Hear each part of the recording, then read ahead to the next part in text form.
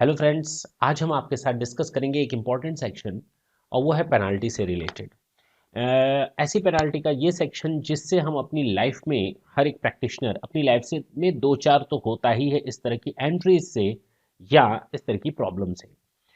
हमें ये समझना जरूरी है कि ये जो सेक्शन 271 ए डी लाया गया है वो क्या लाया गया है कि अगर कोई पर्सन पाया जाता है फॉल्स एंट्री करने के लिए, फॉल्स एंट्री करने या किसी एंट्री को हटाने में जिससे जिससे कि टैक्स का इवेजन किया जा सके, उस केस में कहा गया कि ऐसे पर्सन के ऊपर जितना उसने इस एंट्री को ओमिट या इस फॉल्स एंट्री को किया है ताकि टैक्स इवेजन हो सके, उस वैल्यू के बराबर की पेनाल्टी इंपोज की जाएगी। ओके, यानी अगर कोई बंदा 10 लाख रुपए की एक फॉल्स एंट्री करता है या किसी एंट्री को ओमिट करता है तो उसके ऊपर उस एंट्री के बराबर की वैल्यू का पेनाल्टी इंपोज किया जाएगा।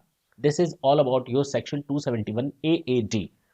इस सेक्शन ने कहा कि ये फॉल्स एंट्री का क्या मतलब है। हमें तो ये भी पता चलना जरूरी है कि फॉल्स एंट्री का मतलब क्या है। फॉल्स एंट्री को तीन तरह से यहां पर डिफाइन किया गया है।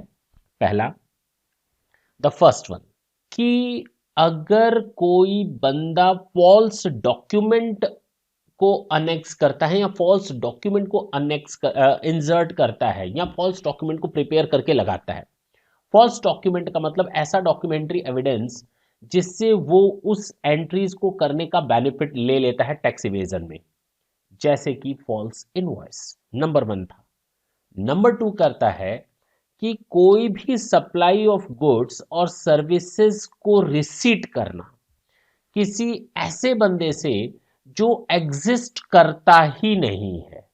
ओके, पहला मैंने बताया कोई भी फॉल्स डॉक्यूमेंट को बनाना, दूसरा जैसे कि फॉल्स इनवॉइस, दूसरा किसी ऐसे पर्सन से गुड्स और सर्विसेज की सप्लाई लेना या देने का एंट्री करना जैसा कि पर्सन एग्जिस्ट करता ही नहीं। मैंने कोई एंट्री की किसी पर्सन को सामान बेचने की, लेकिन वो पर्सन एग्जिस्ट करता ही नहीं एक्चुअली, तो उस केस में, या किसी से मैंने माल अपने आप को खरीदते हुए दिखाया कि मैंने परचेज किया है but the seller doesn't exist at all, तो वो फॉल्स एंट्री कहलाएगी। Number two. Number three and the last one क्या है, वो ये कहता है कि अगर आपने सप्लाई ऑफ गुड्स और सर्विसेज रिसीट ही नहीं की लेकिन आपने अपनी बुक्स ऑफ अकाउंट में दिखाई है, आपने सप्लाई ऑफ गुड्स और सर्विसेज दी ही नहीं लेकिन आपने अपनी बुक्स ऑफ अकाउंट्स में दिखाई है, तो इन तीन केस में हम इसको फॉल्स डॉक्यूमेंट्स या फॉल्स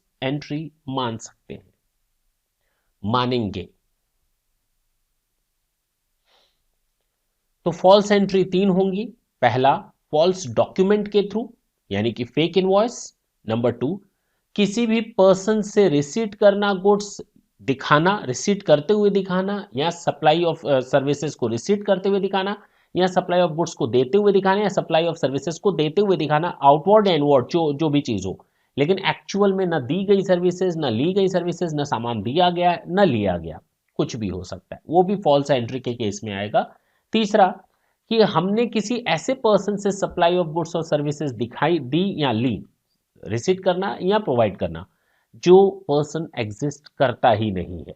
तो अगर इन तीन केसेस में आपकी कोई एंट्री आती है तो वो फॉल्स एंट्री कहलाई जाएगी, फॉल्सिफाइड एंट्री कहलाई जाएगी, और उस एंट्री के बराबर की पेनल्टी आपके ऊपर इंपोज की जाएगी। नेक्स्ट सेशन में हम आपके साथ फिर मिलेंगे किसी इंपॉर्टेंट सेशन, किसी इंपॉर्टेंट अमेंडमेंट और किसी इंपॉर्टेंट पॉइंट के साथ। तब तक के लिए चाचा and bye bye, thank you.